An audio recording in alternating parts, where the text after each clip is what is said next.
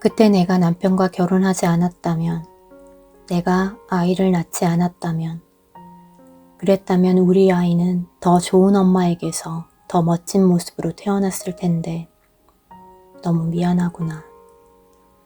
아이의 질환을 알고 난 후 나는 생각했다. 모든 것이 나의 잘못이고 내 탓이라고. 내가 아니었다면 아이는 더 좋은 모습으로 더 좋은 삶을 살았을 것이라고 말이다.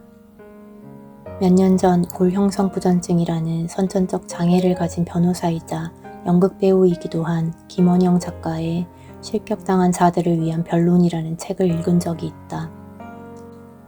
작가는 장애를 한 인간으로서의 정체성을 이루는 중요한 요소 중 하나라 생각하고 자신의 장애를 극복하거나 없애야 할 것이 아니라 삶의 한 부분이라고 생각한다고 설명했다. 그 글을 읽으며 그동안 내가 아이를 존재 그대로, 있는 모습 그대로 수용하지 않았다는 것을 깨닫게 되었다.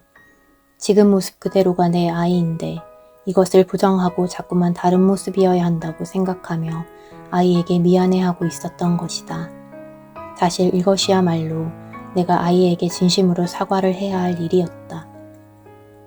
내 아이는 희귀 유전 질환을 가지고 태어났다. 그리고 그 원인에는 그 유전자를 가진 보인자였던 내가 있다. 물론 나뿐만 아니라 나의 부모님은 이 사실을 전혀 알지 못하다 아이를 통해서야 알게 된 것이지만 어쨌든 의학적으로는 내가 그 유전자를 물려준 것이 사실이다. 다행히도 지능에 문제가 있거나 중증 장애가 있는 것은 아니지만 겉모습이 보통의 사람들과는 조금 달라 사람들의 시선을 많이 이끈다. 내 인생은 왜 이 모양 이 꼴이냐고 세상과 부모님을 원망했고 아이에 대한 죄책감과 더불어 괜히 나와 결혼해서 이런 아픔을 겪어야 하는 남편과 시부모님에 대한 미안함으로 너무 괴롭고 슬펐다. 다른 사람들의 시선을 감당하기도 너무 두려웠다. 나를 아는 사람들이 우리 가정을 보면서 자신들의 삶은 참 다행이라고 참 행복하다고 생각하는 것이 싫어서 회사에도 지인들의 모임에도 아이를 데리고 간 적이 없었다. 아이를 보았을 때 흔들리는 그들의 눈동자와 표정, 그리고 뒤에서 수근거릴 그 모습들이 너무 싫었고 내 아이와 이 상황에 대해서 일일이 설명하고 싶지도 않았다. 유치원을 가게 될 때도 초등학교에 입학할 때도 혹여 놀림을 받을까 걱정스러웠고 친구들과 친구 엄마들의 반응에 어떻게 대처를 해야 할지 몰라 긴장되었다. 아이와 외출을 할 때면 온몸에 예민함과 긴장감을 잔뜩 세우기도 했다. 어른이건 아이이건 내 아이가 왜 그런 모습인지 물어보는 사람들에게 우아하게 대처하기 위해서 사람은 원래 다 다르게 생겼어. 키가 큰 사람, 작은 사람이 있듯이 머리숱이 많은 사람이 있고 적은 사람이 있단다. 라며 속으로 대응할 말을 연습하기도 했다. 하지만 나는 그 말을 내뱉지는 않았다. 그냥 무시하고 지나가는 것을 선택했다. 그런 내 자신이 답답할 때도 있었고 이게 아이에게 좋은 선택인 것인지 좋은 모습을 보여주는 것인지 늘 혼란스러웠다. 아이의 질환을 알게 된 당시 앞으로 아이에게 무슨 일이 일어나는 것인지 어느 병원에 가야 할지 무엇을 해줘야 하는 것인지 알고 싶었던 나는 같은 질환을 겪는 가족을 찾고 해외 시민단체에 문의를 하며 관련 논문들도 수없이 읽었다.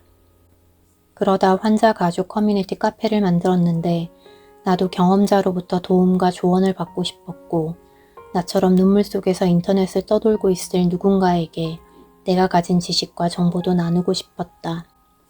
어느 병원이 좋을지, 유전자 검사는 어떻게 해야 하는지, 관리는 어떻게 해줘야 하는지 등 질문에 대한 답변을 하면서 내가 누군가에게 도움을 줄 수 있다는 사실이 참 기뻤다. 그러는 사이 어느새 그 사람들의 이야기에 공감을 먼저 하는 나를 보게 되었다. 이 상황이 얼마나 황당하고 어이가 없는지, 얼마나 두렵고 걱정스러운지 공감해주고 위로하고 싶었던 것이다. 어쩌면 내가 카페를 만든 것이 단순히 정보를 나누는 공간만을 위한 것이 아니라 내가 위로와 공감을 받고 싶어서 그리고 그걸 나누고 싶은 이유였을 것이다. 나는 아이에게 어떻게 말을 해줘야 할지, 사람들에게 어떻게 대응을 해야 할지 배우기 위해 대화 기술에 관한 책을 읽기도 하고 비폭력 대화를 배우기도 했다. 아이가 힘들고 아플 때면 엄마인 내가 공감해주고 힘이 되어주고 싶어서 코칭을 배우고 심리학 책을 읽고 부모 교육을 들었다. 그렇게 공부를 하다 보니 그간 내가 아이의 상황을 문제라 보고 아이가 상처받지 않도록 내가 먼저 갑옷이 되어 주어야 한다고 생각했음을 알게 되었다. 문제는 그저 내 자신이고 내 마음이었는데 말이다. 내가 해야 할 것은 나 자신을 이해하고 나를 있는 그대로 바라보는 것, 내가 온전한 나로서 잘 사는 것이다. 그런 시간이 쌓여갈 때 아이 역시 자신을 다정한 눈으로 바라보고 사랑하는 것을 배우게 될 것이다. 나를 있는 그대로 바라보고 나로서 잘 살기 위해 지금 이 글을 쓰고 있다.